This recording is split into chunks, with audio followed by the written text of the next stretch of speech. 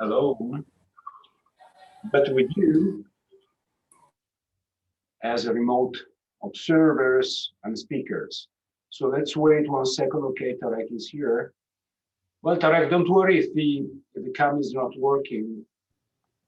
We will survive. Okay. Okay, by the way, so Tarek, at the end of the story, have you shared with the others the links that you sent me? Yes. Okay, it was a good idea, I think, and it was nice to look at those videos. It is nice also to see that there are many, how to say, resources like that on the web. Focal mechanism, representation, estimation, and retrieval is a, how to say, it's an important practice. Well, we don't have to spend too much time on this. Since this, it's a very important feature also because one of the summaries is also that we can obtain information about the stress environment where we are able to collect these focal mechanisms. Please, let's recap for 1 minute today what is the idea in the backstage. The idea is to consider a point source. So we are in the far source condition. So we know, let me close the door 1 second.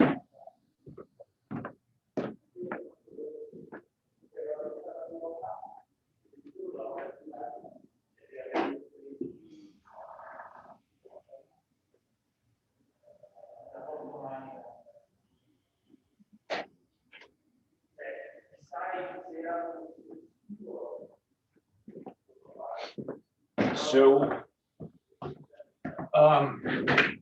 far source condition, then we know the Green's function of the medium, and actually the one that we studied is the one that is pertaining a medium that is very simple. It's infinite, homogeneous, isotropic, perfectly elastic. And also in that case, the expression of the Green's function could be complicated by near field terms that are very useful, especially if you want to study the long periods, infinite periods, radiation around the source.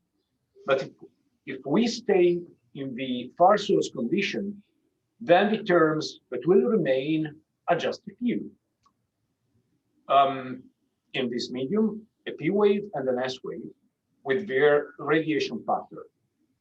And developing the radiation pattern of P waves, okay, we found the 4 quadrants. So we can imagine them as this 4-lobe radiation pattern.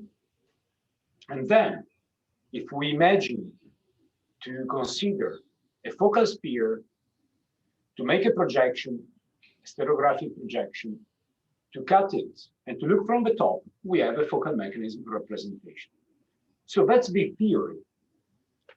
In the practice, there are many features, and I think you have been watching some movies that can help us in well, one thing is easy or easier is to, given a fault, given a mechanism on the fault, to plot the focal mechanism. More difficult is, given the data, obtain the focal mechanism and then to interpret it. Because we have 2 planes, also in the best case, and one can be the fault plane. Well, one has to be the fault plane. The other one is the auxiliary plane, and actually, we have no way to distinguish beyond them unless we have additional information. And the typical example of additional information is geological information. So if you go on the field and you see that the strikes of the faults, so the system of faults there, is pointing along a direction, then you can imagine that that's the prevailing direction of strike. Okay. The summary of the conventions adopted, there are many, is in this slide here, where you can find the representation of a strike, of a dip, of also the rake, and the black and white patterns are telling us which kind of mechanism we can find there. Please remember, and that's enough for us, but please remember that in the future, you're going to work on really work on focal mechanism representations. Please remember that everything depends on the convention. So please remember that there are two different conventions. For example, for the rake angle, you can use from 0 to 360, or positive for thrust faults and negative for normal faults, and stuff like that. So that's why please remember this statement here, because a rake that is a point on the focal sphere may represent direct or thrust according to the pattern and to the axis that you can find here, of course. TMP, that of course they have to be 90 degrees, 90 degrees, 90 degrees. So they have to be on the same plane of the poles, of the two planes. Okay, and you can find them. PNT can be labeled only looking at the patterns of blacks and whites. So that's the summary. And let me add also one other word here, because of course, when you obtain a focal mechanism representation, you have also information about the principal stresses that have generated it. But please remember that what focal mechanism information is given to us is information about the seismic waves radiated by a fault at a given moment. So the P and T and B axis that we can find here are information on the actual state. What I do mean is that a representation of the actual radiation, seismic radiation. But TPB can be related from the seismic waving point of view to faults that have been created before the radiation. So maybe the real stress axis that generated those faults, they may be different than the others, than the actual ones. So please remember, focal mechanism image is giving us a vision of the seismic radiation at that instant of time. Well, it's not an instant, and this is what we're going to discuss today, but compared to geological and geodynamic timescales, it's nothing. It's an instant. Rupture can last a couple of minutes or 3 minutes for mega earthquakes, but it's a short time window compared to the much longer ones, like the geological and geodynamic ones. So this is a sort of a recap of what we discussed on Friday. I hope that the animations, the movies, also the paper that I was suggesting to you may be useful. But for the theoretical seismology course, that's enough. Now, is it okay with you? Yes. So can we proceed and looking at something that is very nice from a theoretical point of view, and it will leave, how to say, a signature on the remaining part of the course. Because today we're going to speak again about the extension of the fault. So we will try to imagine that we are far from the source, but not so far that it is a point. Now, from now on, we are going to see what are the consequences. Some of them, well, the news is that we have to redevelop a sort of a formalism for an extended source. The good news is that only with this approach, we can understand how a source spectra is made. And this is the main today's topic. So can we go on? Yes. Okay, if yes, we can start from this. One is a terrible animation that I was, okay, I hope you can see. Okay, the seminal paper that is containing the relatively short part of the theory that we're going to discuss now is coming from a Norm Haskell, beautiful paper, 1964. We are almost at the same time when also the debate about the representation theorem, double couples, body force equivalence were on. Instrumental seismology was starting to be a big game at those times. And we're going to speak a little bit about seismometry later today and on web. But the main idea here is to discuss what are the consequences of an extended fault model. Now, what about the Haskell? Good news, it's the simplest one that you can imagine, because we have a fault that is a beautiful rectangle.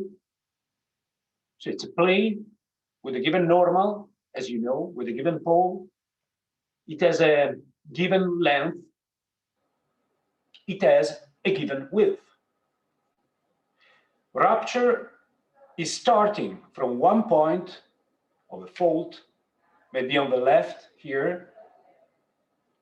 It's starting, the first segment is going to slip, then the rupture will propagate. Let's see if it is working. It's going to propagate with a given velocity, and then it will stop. So, where is the chalk?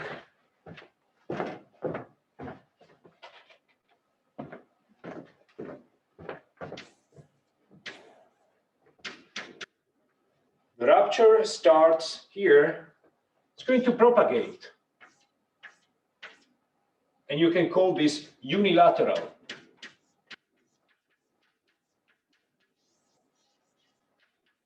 Rupture.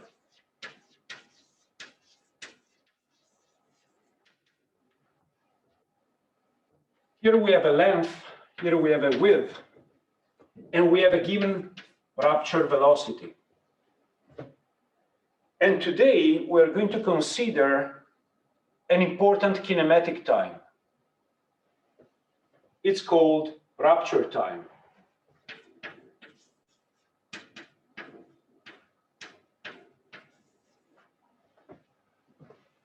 And it is simple. Now, in the Haskell model, we assume that dr is constant. And since the rupture is unilateral, the rupture time is the simplest one that you can imagine. It's the length over rupture velocity. Now, why the Haskell model is the simplest one? For this, that's constant. And because the rupture fronts are planes. And every segment that is slipping, every segment on the fault will slip in the same fashion for all of the segments. So everything is pretty much constant.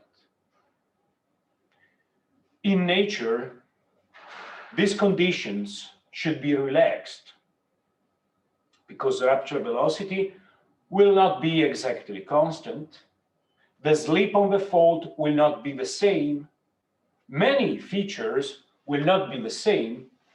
But for today and for this course, we will consider constant. That's why it's the simplest. It's the most complicated because, of course, it's no more a point source. The segment, each segment can be considered as a point. But as a whole, it's a set of point sources. And all of them share the same slip features and kinematic features. Now, what are the kinematics here? Well, now we have two times. Rupture time, and then each segment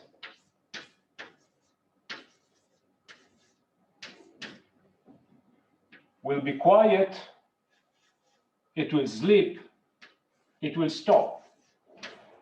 And the second kinematic time is rise time.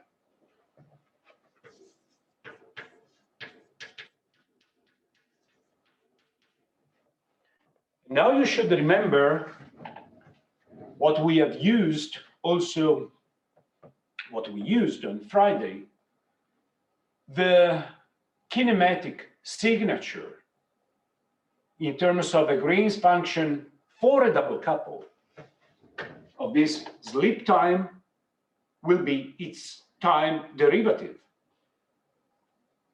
So if you remember, the time derivative of this simple sleep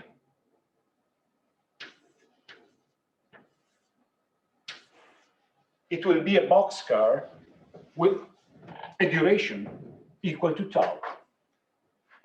Okay, so this is the scheme that for mega earthquakes can live in the field very long rupture times. If you see here in the bottom, I've left a very nice animation, or well, it's not an animation, but some snapshots of a cartoon showing the rupture, for example, the Sumatra event of December 26 in 2004. And you see that the rupture was starting, developing, slowing, but then lasting for such a long time. Because if you see here, it's quick to arrive here, but well, quick. It's taking 3 minutes. And then it's taking some long time to go here. But rupture can have a duration in terms of rupture time of minutes. It depends on the length of the fault. So also on the area that is interested by the rupture. Okay, it's time for algebra. And I know that you love it. But actually, I hope that there are no big mistakes here. But what we have to use is just the theory that we developed. So on the left, here, you see the cartoon of what's going on.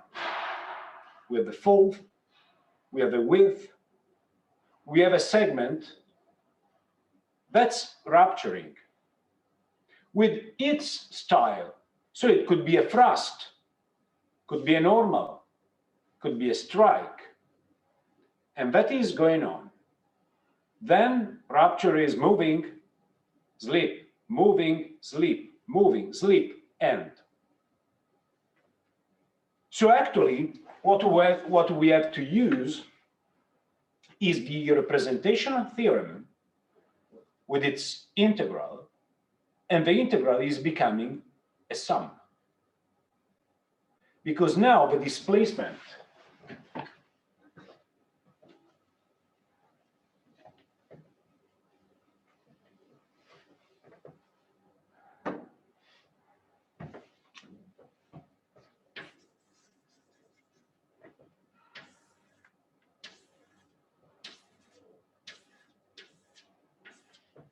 so it's like if we have here the IF segment, and every segment will send waves.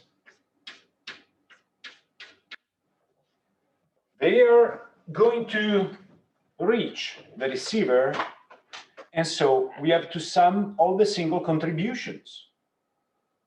Now, let's consider, for example, P waves. So that's why here there is alpha. But we have to wait for the rupture to reach the ith segment, and then it will start.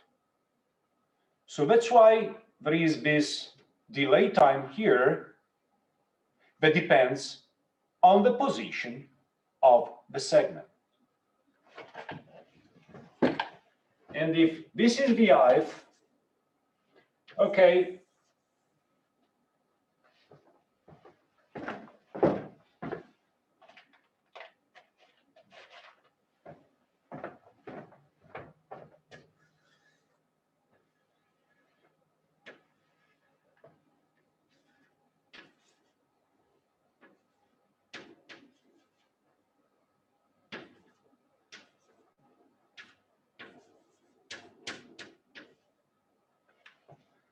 so for the ith segment to be active, we have to wait that the rupture has arrived there. And it will depend on its position.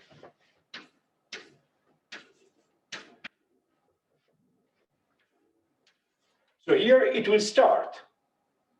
Radiation will travel. So actually, this is nothing else than the integral of the representation theorem in a simple fashion, where pretty much all the quantities are constant and with delay times. Okay? Now, let's consider each factor of this sum, how it is made. Well, you should know. Do you?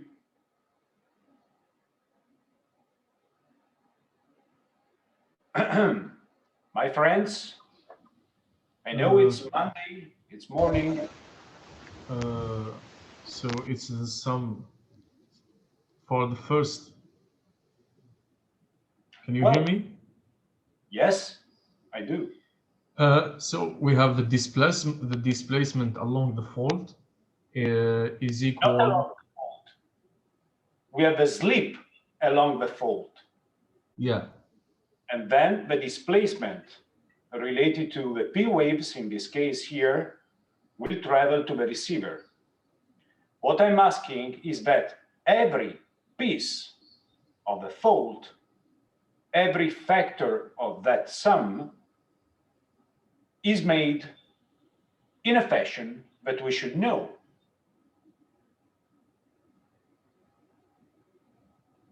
Because each, wait a second. Uh-oh, my computer is stuck, I get. Oh, my friends. Oh, no, okay.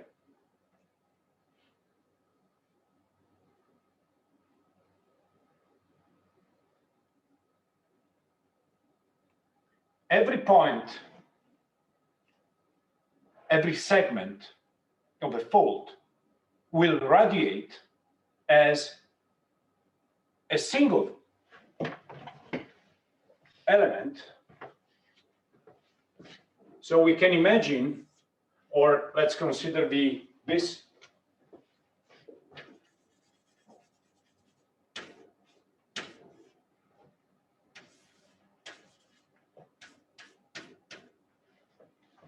Every factor of that summation is made like one of the point sources that we treated. Okay? And we know how it is made. It's made like that because we developed it for the focal mechanism, for example. And this is the expression that we have to put in that summation there.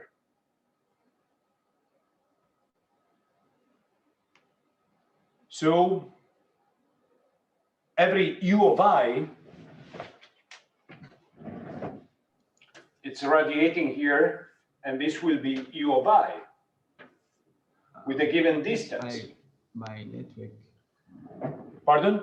I lost you for some time. My network was unstable. My internet connection was unstable. I don't know if it was only me. I don't know how to fix this. I'm not I could come to your rooms and try to fix the cables, but I don't know what to do here. Yeah, okay. What I can do is try to speak slowly, and this is what I'm trying to do. So again, what I'm saying is that every addendum of the summation here is made in a fashion that we already considered. The only difference is that in this summation here, we have to take care about the delay times. Okay? Now, how it is made every single factor? Well, it has its radiation pattern. It's like a double couple. Okay, then it has 4 pi over density over the third power of the velocity. In this case, it's alpha. Then what do we have? Let me show it to you again. Please keep it in your mind. It's like that. Now, what is m dot?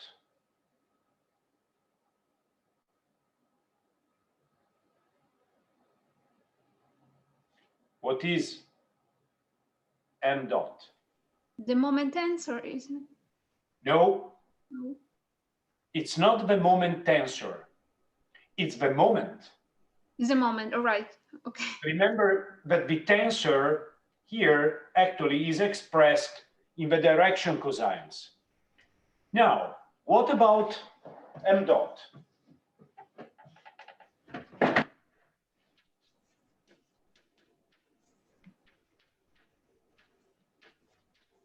You remember the definition of, please, make a sort of a tattoo in your mind about this. Now, mu is the rigidity modulus, and it is representative of the environment where the fault is. We can consider it as a constant. Let's get it out. Now, what is this? Well, for a single segment, it will be L times delta x.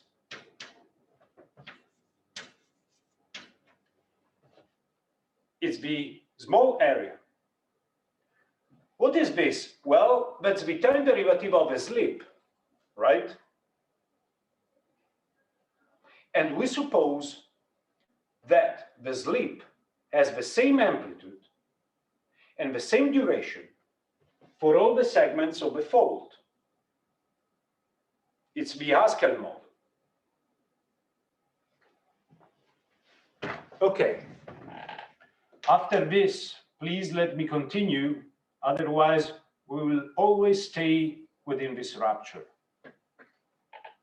So what I'm trying to say here is that we have a radiation pattern, we have a mu. Now, what about the m dot? It's the width. Okay, pardon. That's W.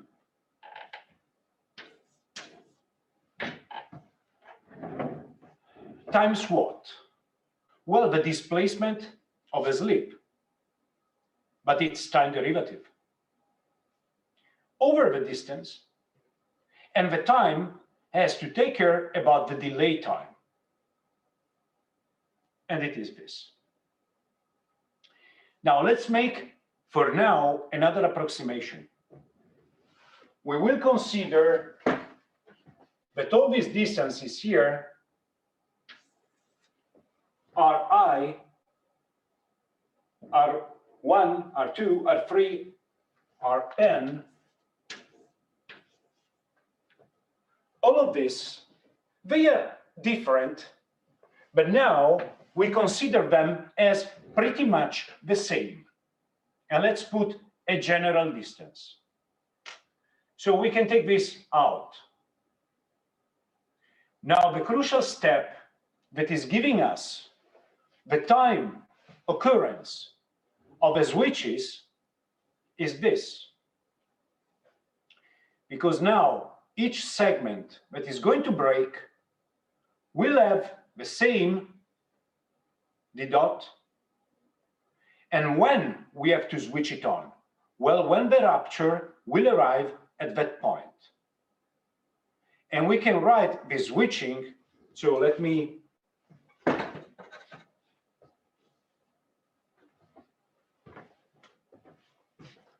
go, then go, then go, then go, then go. It's a rupture that is running there. How can we describe it? Well, it's like a delta function that is switching when the rupture will arrive there. So you can write it like that. And what is this? That's rupture velocity. So switch, okay, then switch, and so on.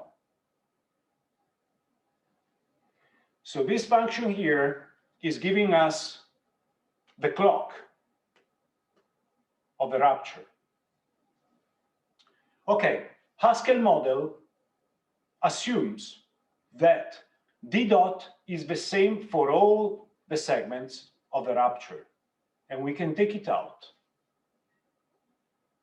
What is left? This sum of this, and this is convolution. Now, what is this? Is that we have to integrate the delta function from the beginning of the rupture till the end of the rupture. Okay, using the properties of a delta function and its normalization factors, this dr is coming here, and what is this? Is nothing else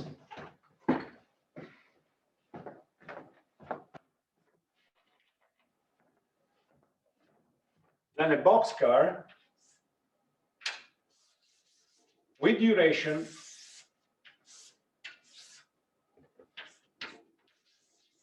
tr.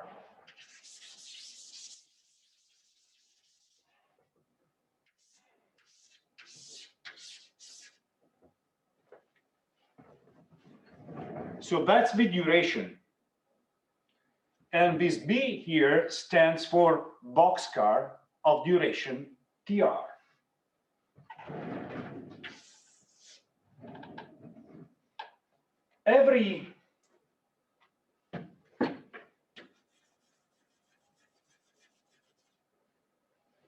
Now, what about this?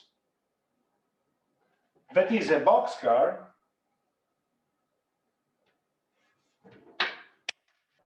my goodness.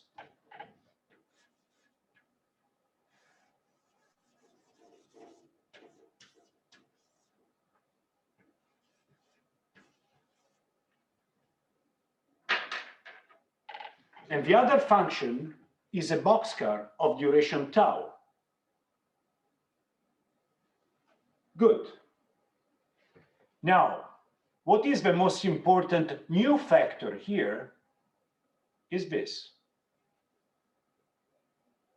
And for large events, TR can be much larger than tau, because tau will have a duration of the order of not longer usually than 1 second. But the rupture duration for an event that is occurring on a 1,000 kilometers fault can be minutes. So the main message here is that considering an extended but simple model like this, we are able to get back the second kinematic parameter that we had been forgetting until last Friday. Because in the point source, we have no duration of the rupture. We have just the slip. Now, the second factor here is going to have an important signature on the source time function. Now, let me show to you one thing. but is a sort of a simplification of what we had been getting in the previous slide. So as a general message, the displacement around an extended fault with a given length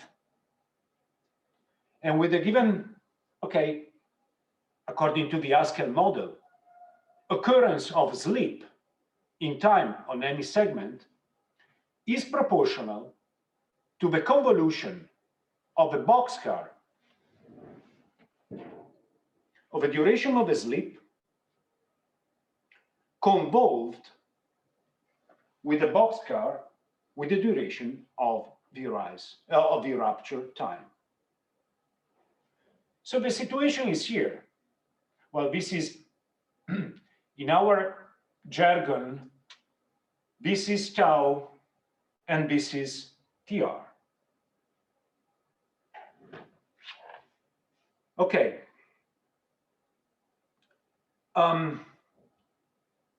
If you want to have a simple visualization of the convolution of two boxcars, you can imagine, you have to use your imagination, not only the algebra, but the first one, when you do the convolution, first one is entering, and then you create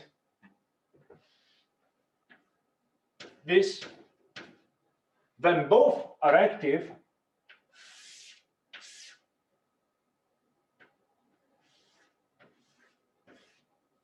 and then we have a duration of this.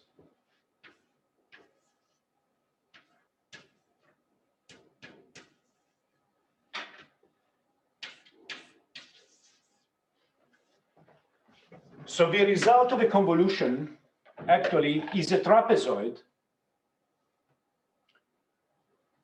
whose duration depends on both. So the key message in this sketch here is rupture time. That is this. And actually, if you give a look to some real signals in the displacement domain, please remember that when you consider seismic signals, you have many domains to observe: displacement, velocity, acceleration. For example, for seismic hazard, the most important one is this. But for seismology, the most important maybe is this. And remember that there is a time derivative anytime. Uh-oh, do you hear me? Because one of the Yes. Yes. Because one cam is stopped here. Don't ask me why. Oh, wait a second, because my computer here. Okay, now it's reconnected. Wait a second. So I'm audio speaker. Okay. I was kicked out. So I have to share my screen again. Okay, here we are back again. So looking at the displacement, as a general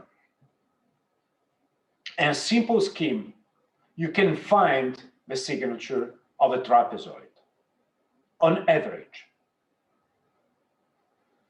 Okay, this is one. Okay, this fact here will have two important consequences that are today's main topic, if you want. And this is what we're going to discuss in the next 20 minutes. Then we will start with some basic principles of seismometry.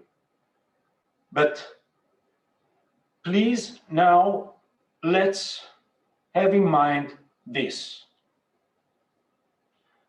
The two consequences that we're going to study now have two names, but actually are just two faces of the same phenomenon, but it is the combination of a slip and rupture time. Now, the first one is that the feeling that we will get, oh, what's happening here? Okay. The first one can be called directivity. And it's very important because in the last, let's say, 20 years, is studied from many points of view, but especially from the point of view of seismic hazard. But for today, it's just one of the consequences of the Haskell extended source model.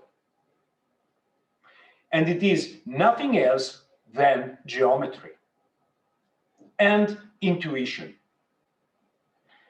Now, to take the thing, to cut the story short, we can say that directivity is similar to what we call the Doppler effect in acoustics. Now, what is Doppler effect? Well, it's the result of a combination of a source that is emitting, and in acoustics, usually you imagine that you have one frequency emitted, like the whistle of a train, and there is a relative motion between the source and the receiver, a listener in acoustics. If a source is moving and it's approaching you, the feeling of the frequency is higher than the one that you're feeling when the source is moving from you. Okay, so the relative position of the receiver respect to the source is changing the feeling of a radiation. Okay, that's in acoustics.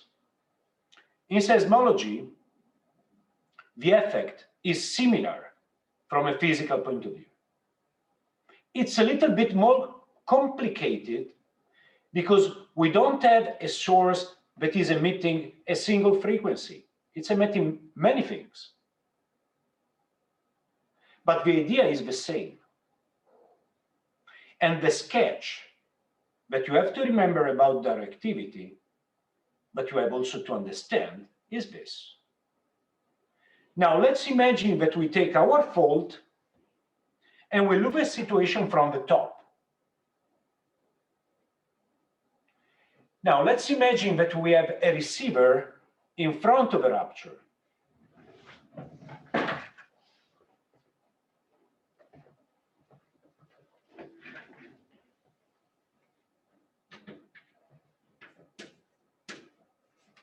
So that's the length. Looking from the top, let's imagine that the rupture is going like that. If we have a receiver in front of it, the radiation will come to us. This point will emit, going, emit, going, emit.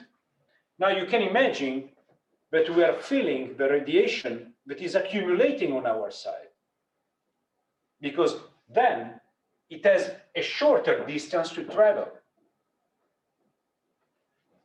On the other side, if you imagine a receiver here, then it will start.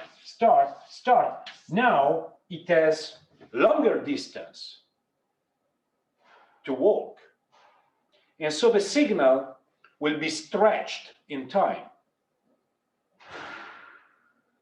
And the average amplitude that is getting here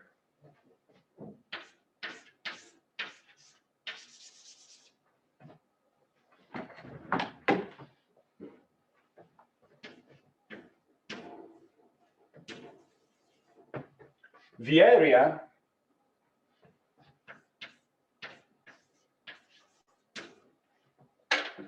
of the radiation that is under the trapezoid on average, forgetting about geometrical spreading and forgetting radiation pattern, will be always proportional to M0. So the result is that in backward directivity, you will have a longer signal but lower in amplitude. In front of it, you will have a shorter signal, but larger in amplitude. This is called directivity, and we have to work out just a tiny piece of algebra here to understand what is its dependency. Please give a look to this sketch here. We have a length of a fault. Rupture is starting here, and it's ending here, okay? What is the total time for the rupture to run from this side to this? Okay, it's L over VR. That's rupture time. But now, the delay with which the waves will start is different according to the angle that the receiver is making around the fault. So for example, let's imagine to have a receiver here. The first piece of radiation will have to make a path with a given velocity that is c. Could be p waves, could be s waves, okay? Good. Now, when the rupture will arrive here, the path to the receiver will be shorter because it's getting nearer to the receiver. How much? Well, it depends on the angle. So if we stay in the front of a rupture, theta angle will be 0. If we stay on the other side of the rupture, theta angle will be pi.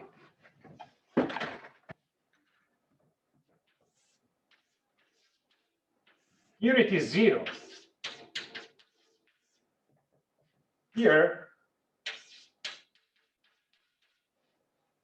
okay? So what I'm trying to say is that if you compute the rupture time from the point of view of the receiver, it will be no longer L divided VR, but it will depend on the angle. So for example, if you stay in the front, the total duration here will be L over VR, fine, but the last point of the fault has a shorter length to travel. How much? Well, in that case, it will be R minus L,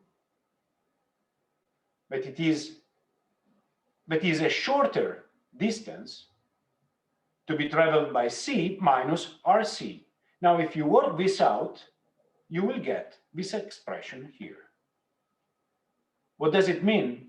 Is that the rupture time, not the source one, but the one felt by the receiver, depends on the angle. If the angle is 0, well, the total rupture time will be less by this amount, because it has to make a shorter travel, okay? Because this one has just to travel R minus L, okay? Now, what is the key parameter here? On the other side, if theta is pi, this is -1, and the total rupture time will be L plus this. If you want, the most intuitive expression is this. Now, what is the key feature about this different duration is the ratio between rupture velocity and the wave velocity. Now you should ask me, how much is rupture velocity?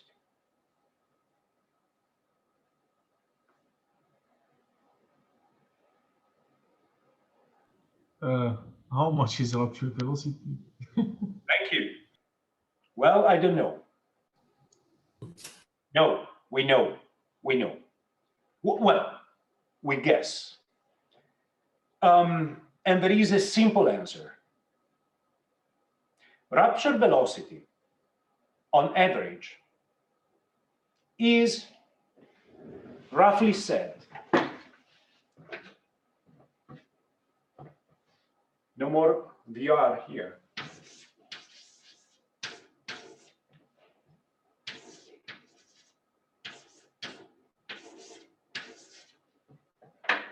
On average, it's 0.7, 0.8 VS on average. That's why I left to you a slide here. Oh, is it stuck? Okay. So the simple answer is this. It's a percentage of VS. And on average, it's independent by manufacturers. There are some cases, and you're welcome to visit this webpage if you want to go beyond what we are discussing here. But for some style of ruptures, there are some earthquakes, mostly strike-slip events in some cases, where the rupture can be larger than VS, rupture velocity.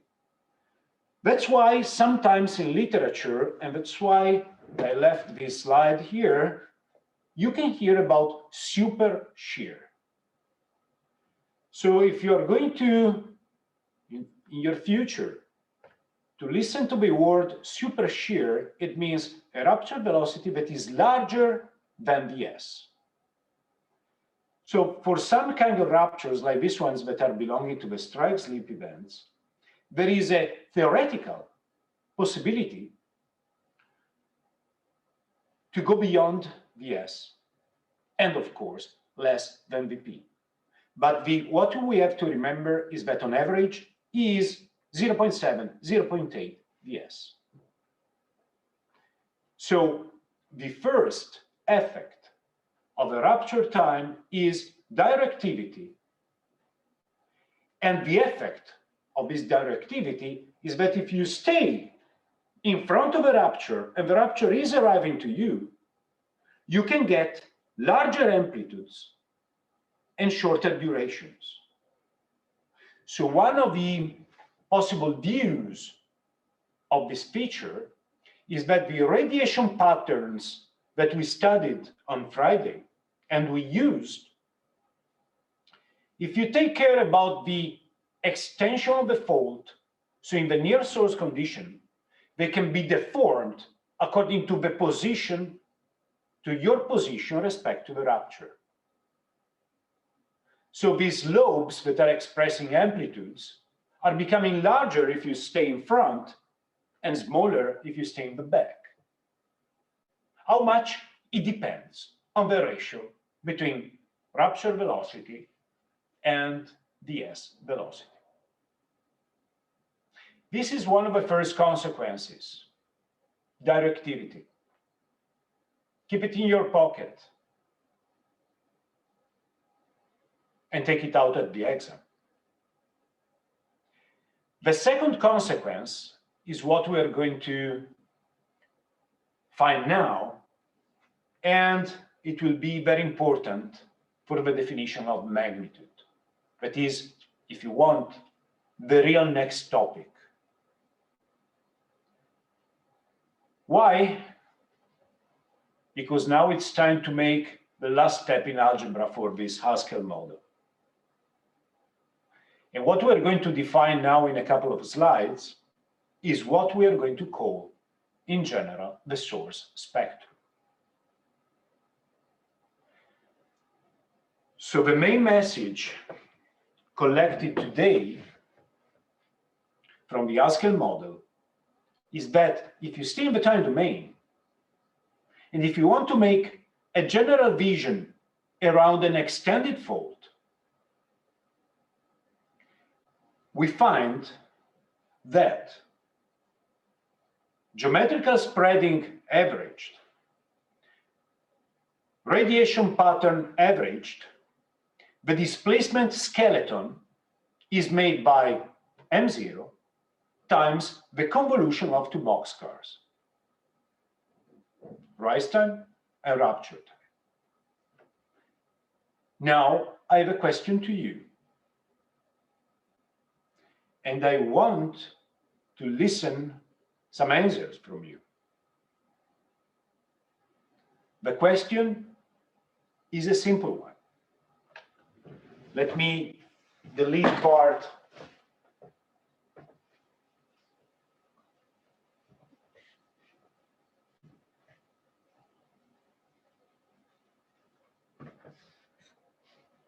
And let's leave, what is my beautiful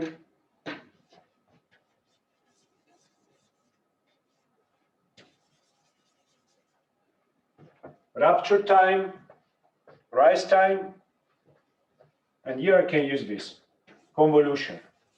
Let's in the time domain. Now let's imagine to take the Fourier transform.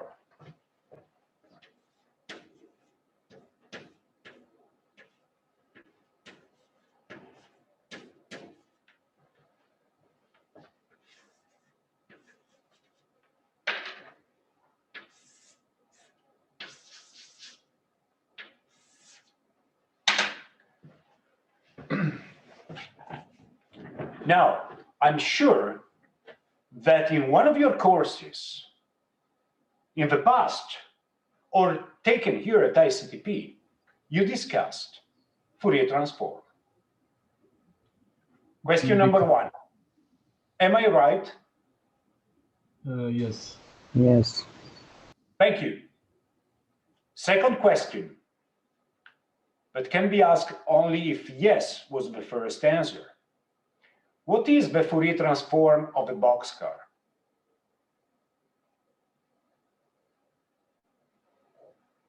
Or you are just using computer codes to get the answer?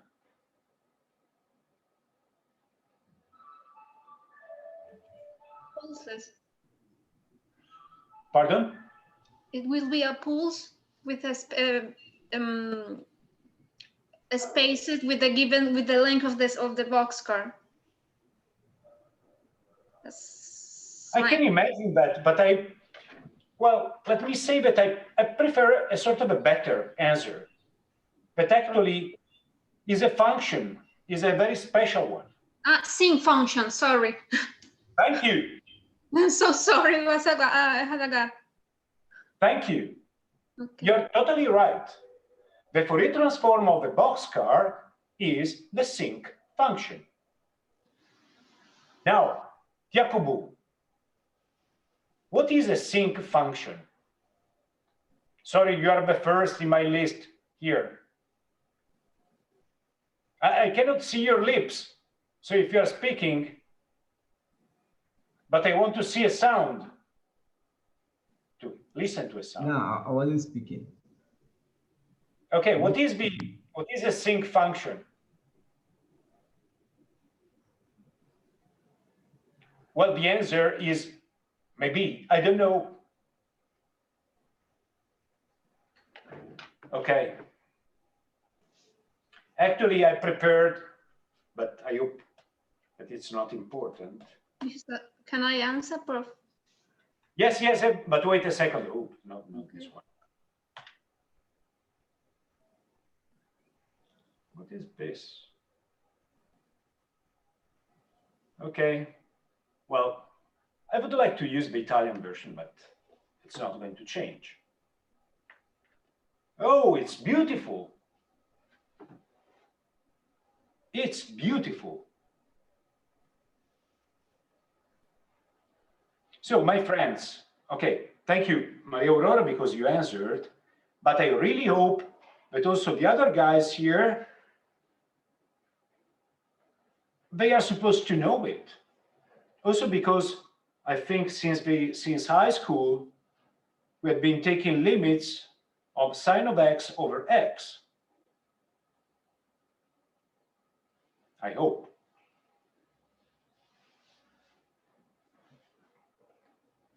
So is it your first meet with the sync function?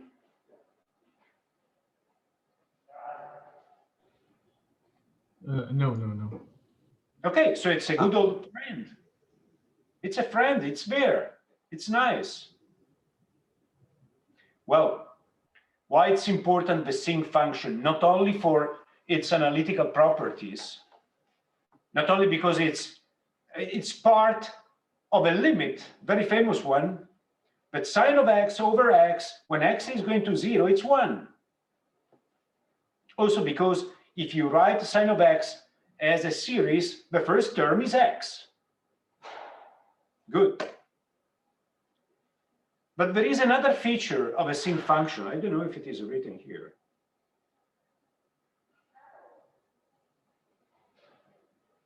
Oh, by the way, you see,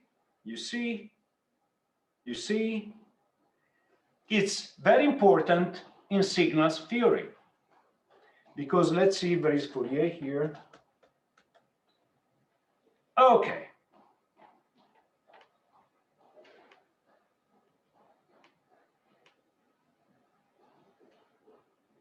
Oh.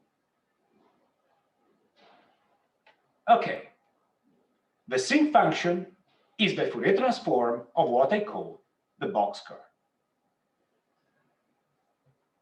Now, the difference between the normalized one and the not normalized one is here, because the first zeros of the red one, that is not the not normalized, are pi, while the zeros of the normalized one are 1, 2, 3, 4, and so on.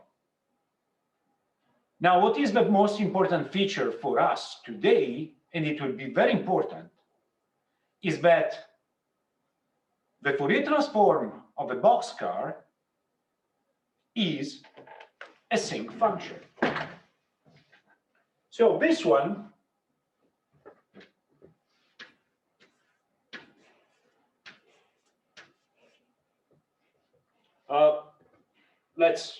well, you can imagine to take the normal one or not.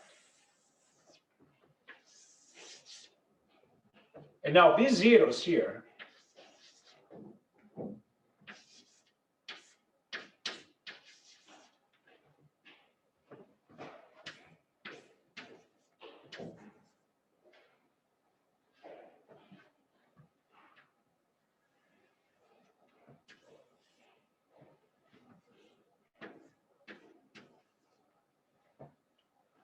now, each of the two boxcars will be represented by two sinc functions whose zeros, this is 1, oh, sorry.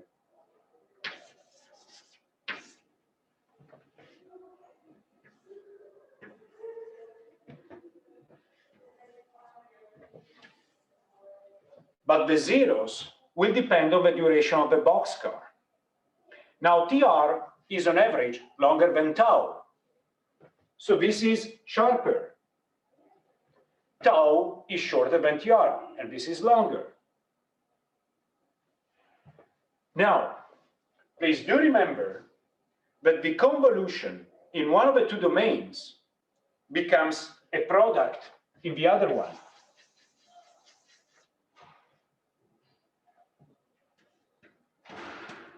So if you have a convolution in time, it's a product in the other one. And now we're going to make the final step. Do you hear me? Yes. Okay. Yes. What we're going to discuss now, please do not mention with other people. It has to be a secret. I'm joking, but please don't tell this to mathematicians. Because what we're going to do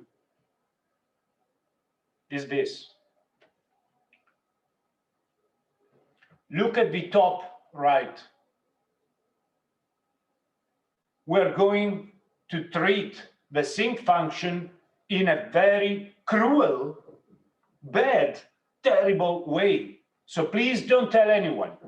It's a secret. But what we are going to do here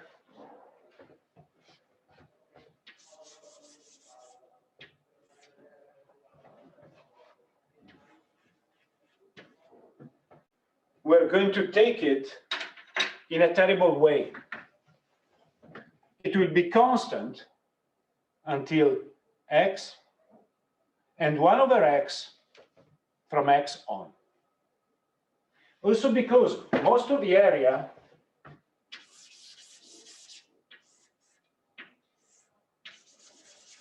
is here and here. So we don't care about this. We don't care. The other oscillations, we don't care because we are plus, minus, we don't care. So my friends, this is our common and unshareable secret that we have to keep. But if we do this, then we have a reward. So our gentlemen and gentlewomen agreement has to be, please don't tell anyone what we're doing to sync functions, especially to mathematicians, please. But if we do that, now we can make this step here. Now look, in the time domain, we have the convolution of two boxcars. If we go in the frequency domain and we take the absolute value of a displacement averaged for geometrical spreading and for radiation pattern, so it's a very ideal spectrum, and it is called the source spectrum, it will be made by M0 times a function that is the product of two sync. Now the two sync functions, normalized ones in this case, this is omega, so it's 2 pi f, okay? That's why there is that 2 there, but okay. One is a duration, it's remembering that it's coming from a sync function that is from a boxcar that has a duration tau. The other one has a duration L over VR, rupture time. Now the final step. After our cruel actions with sync functions, each of them will be 1, 1, 1 over, 1 over. So there are 3 regimes. The first regime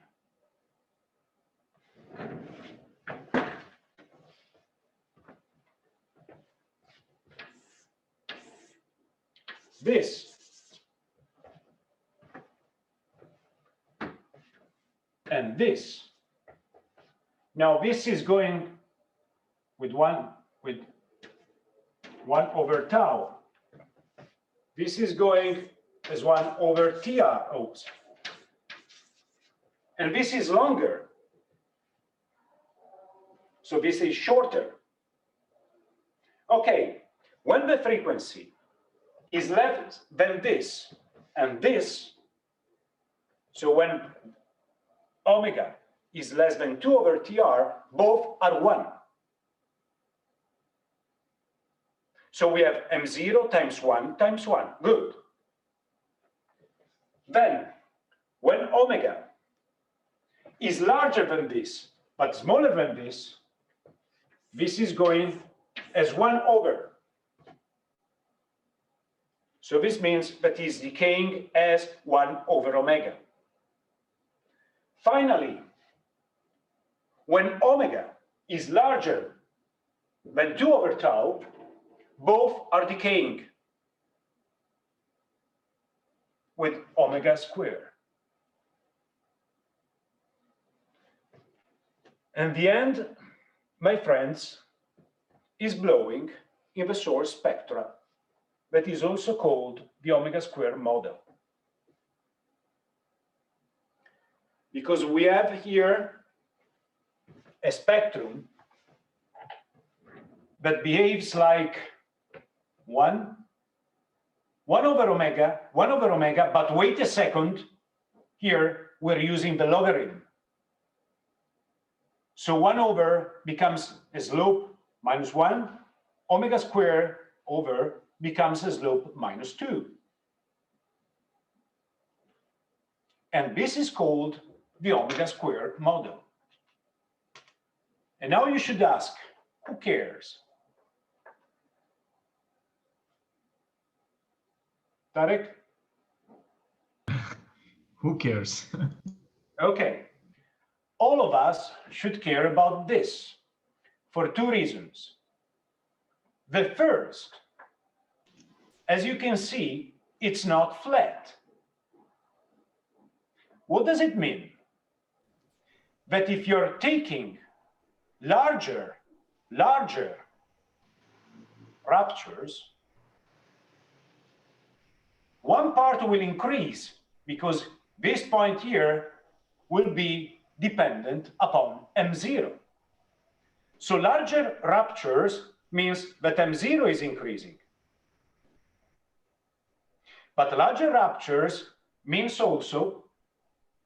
also that length will increase. So TR in general will increase, and this frequency will decrease. So actually, according to the source, this spectrum is not just a multiplicative factor. Let me try to plot the final sketch for today.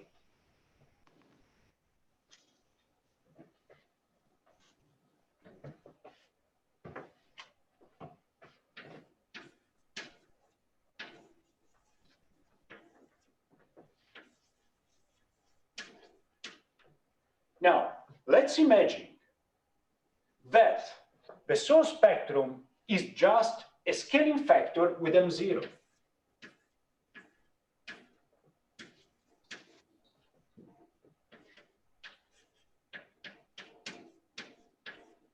Let's imagine that we are taking larger events, A is increasing, M0 is increasing, and we have simply to multiply for a number, right? No. Here, M0 is increasing, but here, because there will be a region where M0 is acting. Good. But the spectrum is not flat, because we have some portions, well, actually like that, like that, like that, that will cut the frequencies. Of course, on average, it's getting larger. But then, I don't like this. And then we have a tau. And so the result will be that the spectrum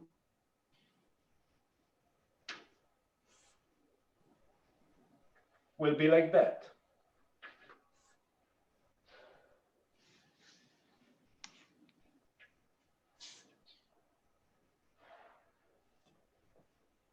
So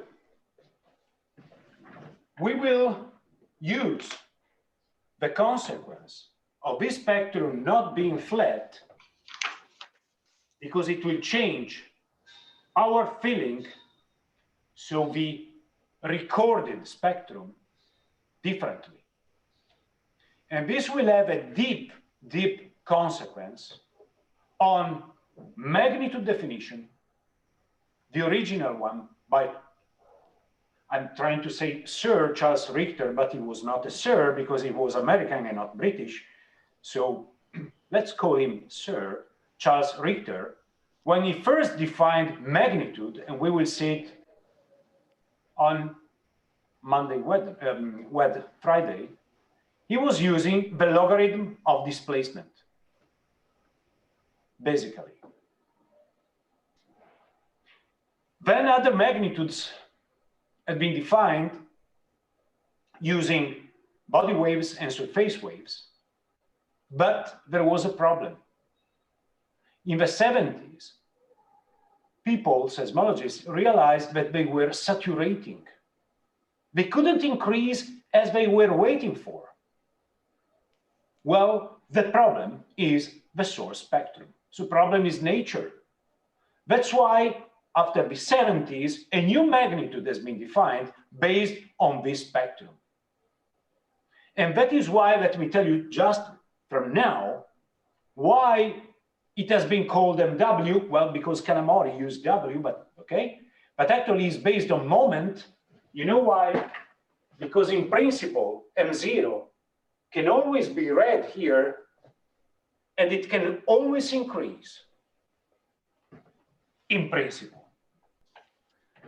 So that's why what we discussed today, developing the Haskell model, looking for directivity, how the relative position of the receiver with respect to the source is changing the feeling, like in Doppler effect, but also because the skeleton of a source spectrum is not flat.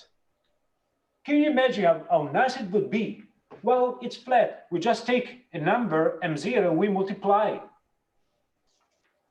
No, we have to take care. And we discussed the omega square model. Now wait.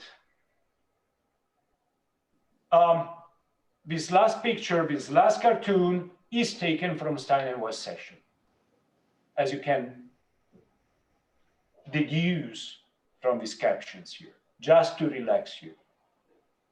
But let me tell you why we're going to discuss next, in the last 10 minutes of today and the first part of the, what is it? On the next lecture, we're going to speak about some features of seismometry. Now you should, and very basic ones. Because actually seismometry, classical one, should not be a part of a theoretical seismology course.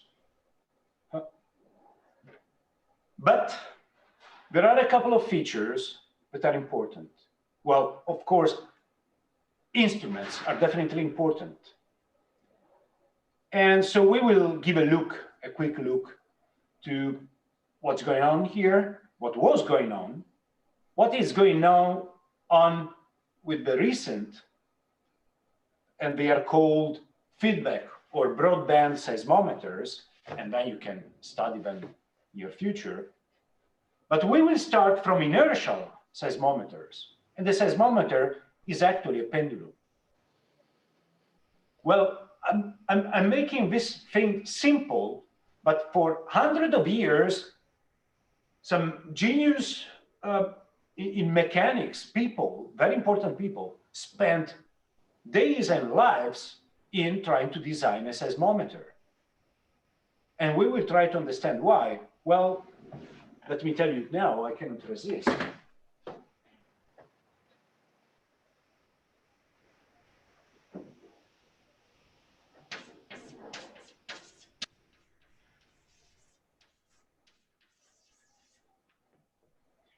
That's the high school physics expression of a pendulum, the period of a pendulum.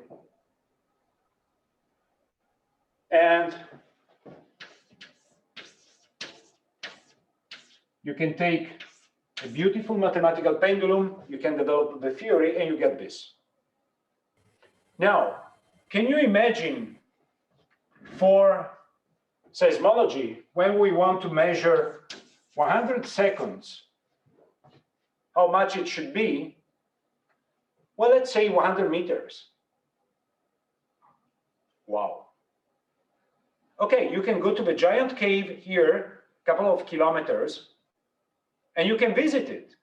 There is a 100 meters pendulum there. Good. Can you imagine to go on the field with a pendulum of 100 meters? No, you can't. So those are invaluable instruments, but not for, I don't want to say routine, but for field seismology, we cannot use it. So you can say, okay, come on, guys. Let's use a spring and a mass, like in that picture, maybe. And then you can use another version of this. You do remember that for spring and mass, okay, we have a beautiful frequency there. And now you can write this .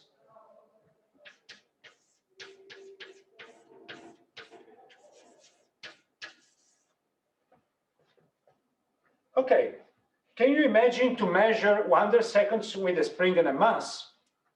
You have to take a huge mass and a very tiny spring it's going to break in 1 second. So we have a problem here. Well, they had a problem. And that's why in many versions, they found some solutions that we are going to be very quick here, like this one. But it's not our topic. This is a huge mass with a torsional pendulum and so on. But the first instrument that could be used in a sort of a network was this one. No, not the Bosch model, this one.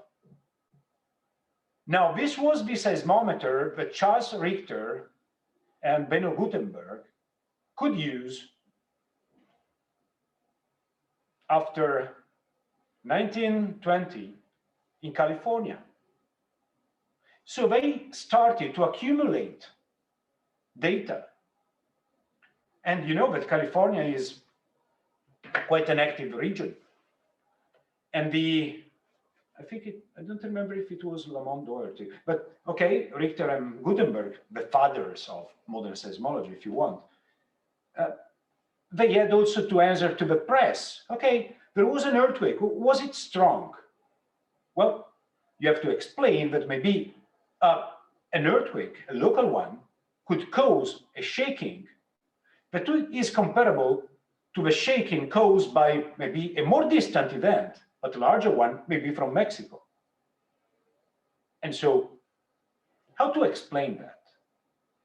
That was the problem that Charles Richter was trying to solve. Also to speak with press, with the media, to telephone calls.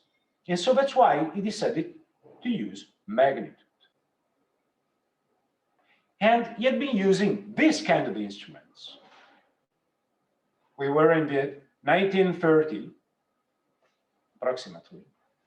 And, well, he was aware that he was using a specific instrument. And every inertial instrument has a given response. And he was aware that he was using Californian earthquakes mainly, measured in California with this kind of instruments. That's why when he was using the word magnitude, in some way, he used the logarithm, and the logarithm is basic in every measure that is using orders of magnitude differences, because it's squeezing scales.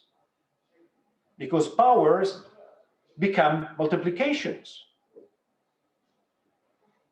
So that's why he was using the logarithm, and the logarithm of the amplitude measured on this seismometer.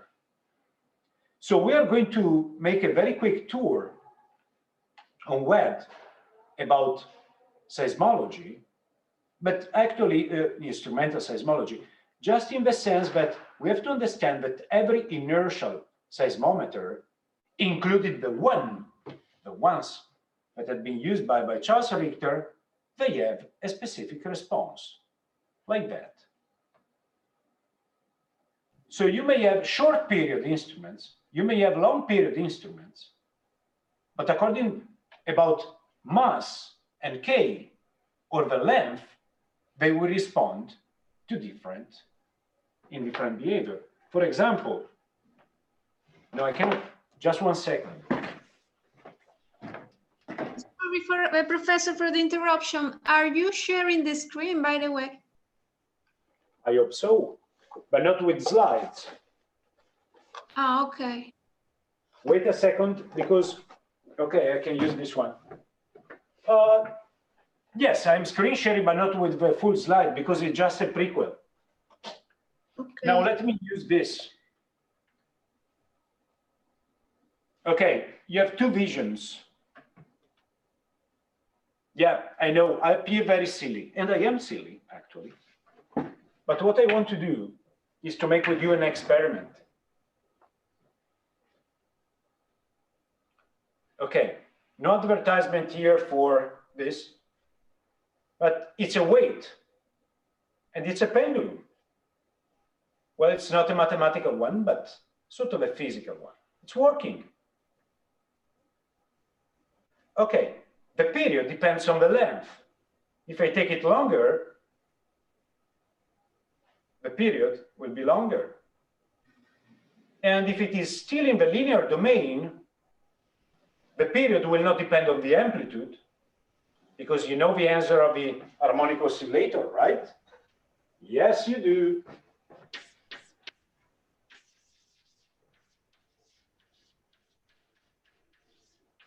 And initial phase and amplitude, they depend only on initial conditions.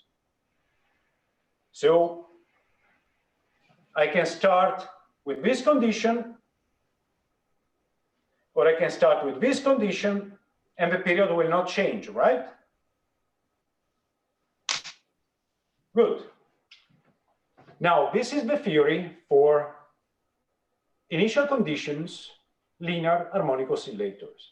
Now, what about forcing them? Now, I take this and I'm forcing with a frequency that is very, very high compared to its natural frequency. Now, if you look, I'm sorry, it's not easy. Now, the displacement is large as the excitation, but its reaction is pretty much nothing, because I'm forcing over its frequency. Now, let's imagine that I'm forcing at very long periods. Oh, it's following me. So it has a larger response. In terms of differential response, here it is large, here it is nothing. Now, what if I force at its frequency? Oh my God. It's absorbing a lot of energy here. Why? And I'm pretty much not moving my hand. Why? Because I'm forcing it near its resonant frequency, and it's called resonancy. Now, if you take a longer one, frequency will occur at a longer period. Whatever you choose, you go to the giant cave, or you use your grandmother pendulum clock, or if you take a spring and a mass, whatever, every inertial instrument will have its frequency. And the reaction to an external forcing will be different. So if you take a Wood-Anderson instrument, well, it will react a lot for periods about 0.8 seconds. I'm not telling this to you because it's important, but it was, well, it is important, because Charles Richter was aware that his recordings were filtered by the instrument that he was using. Well, he defined the word magnitude that is still nowadays used as Richter magnitude, but it was connected to a specific instrument. That's why nowadays Richter's magnitude is called local magnitude, and it is written as ML. When Richter defined it, it was not L, it was M, and he was the first one. He was grabbing the ideas from astronomy. He was a very good astronomer as well. He was aware about California, Wood-Anderson, whatever. So that's why later he pretty much himself added the term local. Local because it was linked to a specific instrument, to a specific table. We will see that. So what I'm telling to you now is that we're going to take a very short detour with instrumental seismology, but just to have in our mind some ideas, because one of these ideas had an impact on the magnitude definition, that is what we have to study as the next +1 lecture. So what we're going to do is that on WED, we will discuss relatively quickly the slides about seismometry to go as soon as possible towards the lecture that I called earthquake size, where magnitude will appear, but it will change its meaning, going from the Richter one to the moment one. Okay?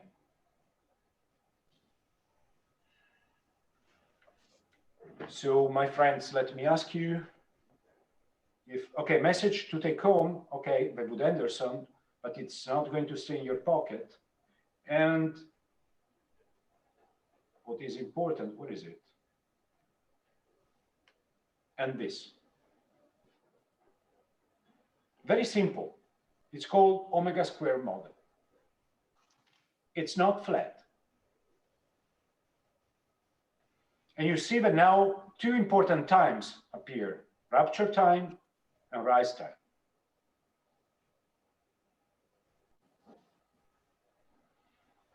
So, okay.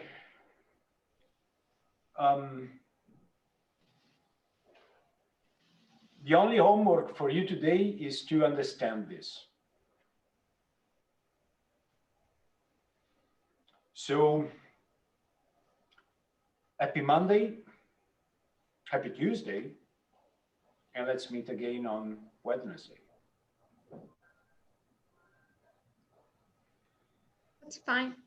Okay, bye. Okay. Bye. Okay. Bye. Professor, sorry for the so sorry for the interruption. I was wondering something regarding the exam date. We have to fix it. It's too early. It's too early. Okay. I will discuss with Patricia, the secretary here, but now it's too early. But I'm going to fix it maybe in the next on the next week. It will not be, well, the idea also for not only for you but also for the other guys attending the other courses here, but it should be not so soon so that you have some time to digest, but not too late, because otherwise you will not have the knowledge that should be used for the other courses that you can take. The Stefano Parolais one, Karim's one, but Karim can start after some lectures, and Alessandra Borghi one. So it will not be, let's say, usually it's a couple of weeks after the end of the course. Okay, that's fine. That's a good piece of information. Thank you. More specific day, I cannot tell you to you now. No, Okay? that is also fine. I can imagine. Thank you anyway. Yes. Okay. Okay, thank you again. Goodbye. Bye. Bye.